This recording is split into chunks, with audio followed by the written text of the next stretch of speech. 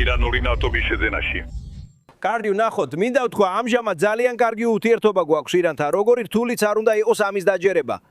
და მე ვფიქრობ, რომ ეს დაახლოებით 4 კვირის დაბომბვისა და ძალიან ძლიერი ბლოკადის კომბინაცია.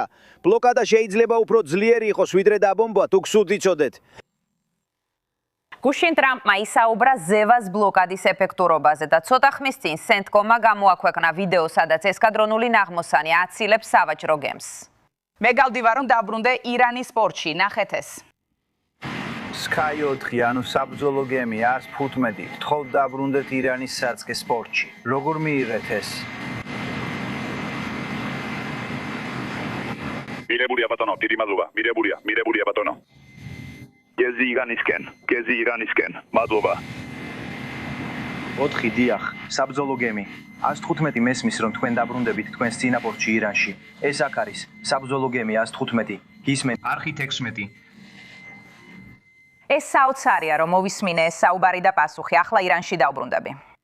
დიახ, ალბათ ეს შესანიშნავი იდეაა. ახლა ჩვენთან ერთად არის მაკ მონტგომერი, უფროსი მკვლევარი დემოკრატიების დაცვის ფონდში და საპანერა საზღვაო ძალების გადამდგარი კონტრადმირალი.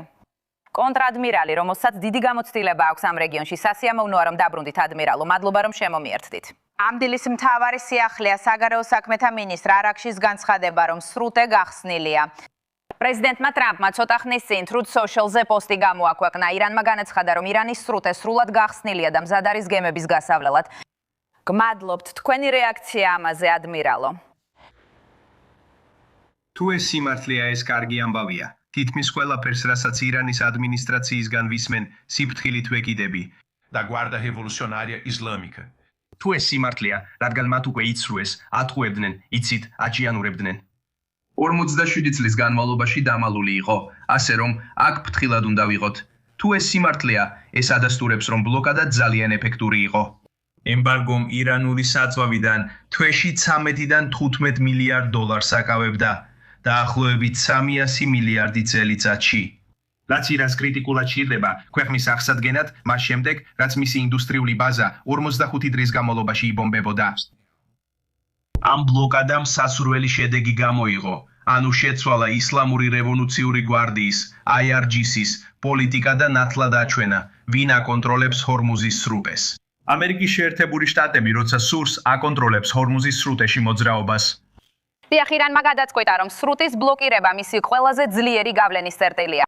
მაგრამ მიხვდა ძალიან რთული მოლაპარაკებებისა და რეალობის წყალობით, რომ ყოველ დღე ასობით მილიონ დოლარს კარდავდა თავისი ყველაზე მნიშვნელოვანი რესურსით. საკუთარი ეკონომიკა, რაც რა თქმა უნდა კვებავს მის თავდაცვასა და აღდგენას.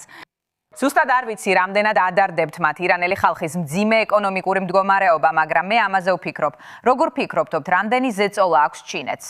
დღევანდელ ვითარებაში როგორ ზეწოლას ახორციელებს ის თავის მეგობრებზე ირანში? ეს ძალიან კარგი კითხვაა.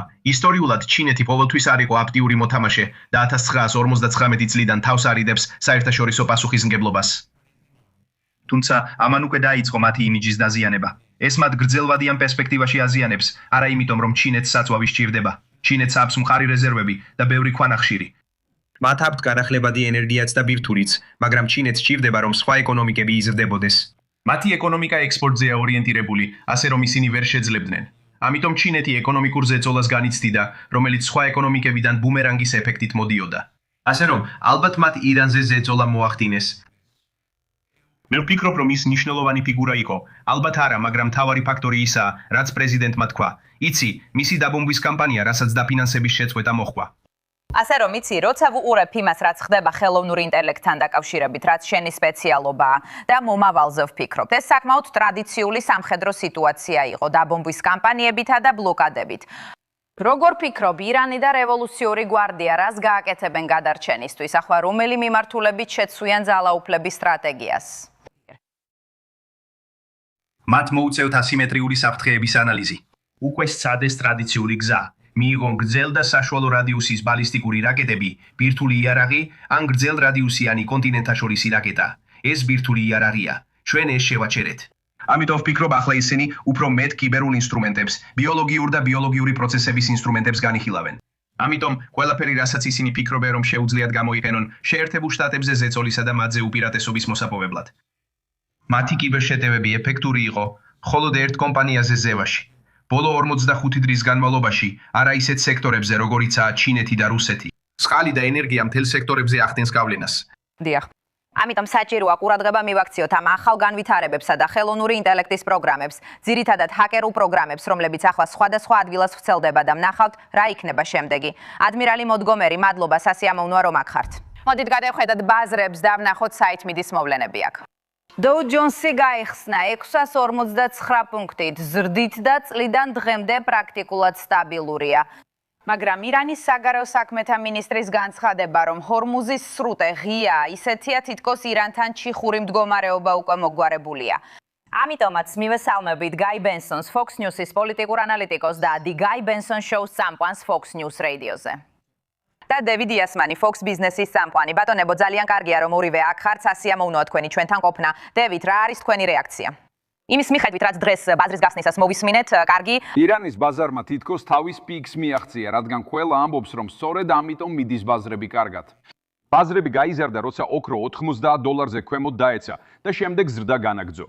კარგი, საქმე იმაში არ იყო, რომ იცოდნენ, რას იფხოდნენ ირანელები. არამედ ყველაფერს აკვირდებოდნენ, რაც ხდებოდა. ამაზე უკვე ვისაუბრეთ, ხომ იცით? მე ცოტა ხნით ადრე გადავხედე და ვფიქრობ, ეს აჩვენებს, რომ ტრამპმა გაიმარჯვა. ტრამპმა გაიმარჯვა და არაბულმა ერებმა გაიმარჯვეს. არაბული ერები, მისი პირველი ვადის დროს მოკავშირე ერები გაიმარჯვეს, რადგან ირანს მთავარ მტრად მიიჩნევდნენ. ირანი დამარცხდა, ჩინეთი დამარცხდა. ისინი ფულს კარგავდნენ. მათ არ სურდათ მომწოდeblis შეცვლა, რადგან ბევრად მეტის გადახდა მოუწევდათ. ევროკავშირმა წააგო, რადგან ამ საკითხში არაფრით დაეხმარა. ვფიქრობ, დემოკრატებმა წააგეს, როცა თქვეს, რომ ამის მოხდენის შანსი არ არსებობდა. ბლოკადა იყო. ძალიან ბრწყინვალე სულა იყო. დონალდ ტრამპი ეს გააერთიანა შეერთებული შტატები ჩინეთთან და ევროკავშირთან, რომელსაც სხვათა შორის ავიაციის საწვავი არ ხო, კარგი სულა იყო. ბოლო შეიძლება დაამტკიცო, რომ მართალი იყავი, მაგრამ ომი არ დასრულებულა. მხოლოდ რამდენიმე შენიშვნაა. ბლოკადა გრძელდება, რაც ნიშნავს, რომ ირანი კვლავ შეიძლება დარჩეს ფინანსური რესურსების გარეშე, ყოველგვარი ეკონომიკური შვების გარეშე. რეჟიმი ჯერ კიდევ ხელისუფლებაშია. ჩვენ არ ვიცით ბირთვული ფხნილის ბედი, არც მისი ბირთვული პროგრამის ბედი ან მომავალი. ვიცით, რომ ცეცხლის შეწყვეტა ლიბანში ჰეზბოლასა და ისრაელს შორის ირანისთვის გადამსხვეთი იყო. ეს დღეიდან 9 დრით მოქმედებს და ვითვლით სულ 10 დღე. გაი, როგორ ფიქრობ, სად ვართ ახლა? ხო, ასეა, დავიდის გუნდში ხარ. ვეთანხმები დავით. ბლოკადა იყო უზარმაზარი სამხედრო წარმატება ისიკორს ბენევასთვის და ბრწყინვალე ნაბიჯი ტრამპის ადმინისტრაციისგან. ასევე ვეთანხმები, რომ ირანელებმა აქ მნიშვნელოვნად დაიხიეს უკან. ამის მიუხედავად, იმის გასამეორებლად, რაც თქვენს ერთ-ერთ წინასწარმმა თქვა, ირანიდან მომავალი ყველაფრის მიმართ დიდი სიფრთხილით ვეკიდები. ისინი ბევრ ამას ამბობენ და მუდმივად იტყუებიან. ასე რომ უნდა ენდო, მაგრამ გადაამოწმო. და მიუხედავად იმისა, რომ ეს თითქოს დადებითად გადაწყდა და ბაზარსაც მოეწონა, ძირითადი საკითხები და ადმინისტრაციის მოთხოვნები იგივე რჩება და ჯერჯერობით არ დაკმაყოფილებულა. თუ ირანელები ნამდვილად სურთ ეს საკითხი სამუდამოდ დახურონ და კონდეთ რაიმე შანსი, რომ რეჟიმი გადარჩეს, რაც მე არ მინდა მოხდეს, მაგრამ თუ სურთ ეს პრობლემა გაქრეს და ასე ვთქვათ, ნორმალურ სამყაროში შევიდნენ, მათ სრულად უნდა დატოვონ თავიანთი ბირთვული პროგრამები. სრულად. მათ უნდა უარი თქვან იმაზე, რასაც დონალდ ტრამპი ბირთვულ მტვერს უწოდებს. მათ უნდა თქვან უარი ტერორიზმზე და მორჩა. ის მოთხოვნები, რომლებიც ვიცე-პრეზიდენტმა ისლამაბადში წაიღო, ზუსტად იგივეა და ეს ახალი ვითარება არაფერს ცვის. იმედი მაქვს, ეწოლა ისინი იმდენად დააწვა, რომ ახლა მზად არიან სერიოზულად მიუძღნენ ამ საკითხს. ეს თითქოს ფრთხილი ოპტიმიზმის საფუძველს იძლევა, მაგრამ ჯერ კიდევ ველოდები რა მოხდება. ეს შესანიშნავი ამბავია ბაზრისთვის, ნავთობის გახსნისა და ამ რაიონში მოძრაობისთვის. დუბაი მტკიცედ განაცხადა, ჩვენ გავიმარჯვეთ, დათმებს გავუძელით.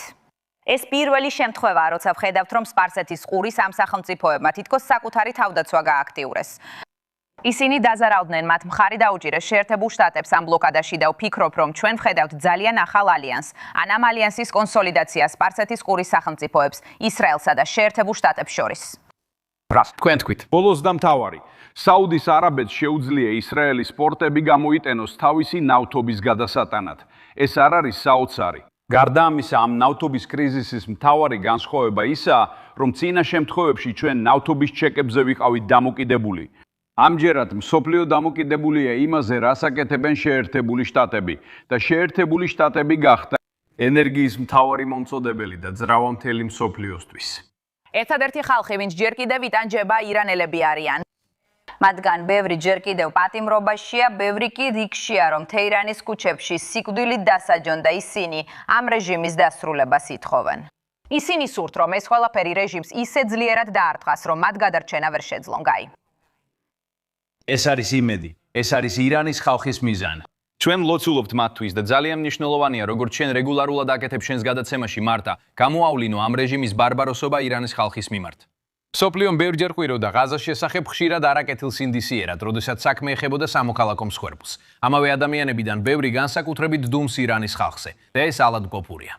კარგი, კიდევ ერთი შენიშვნა ამაზე. ეკონომიკურად, როგორც აქ აღუნიშნეთ, დასავლეთ ტეხასის ნავთობის ფასი 10%-ზე მეტი დაეცა. ძალიან ცოტა ბაზარია, რომელიც ასე მერკეობდა. დევიდ, შეიძლება 80-ზე ქვემოთ დაეცეს და 70-მდე მივიდეს. შესაძლებელია. ამას ვისურვებდით. ეხლა ბალანსი $60 ბარელზე. მადლობა, დევიდი.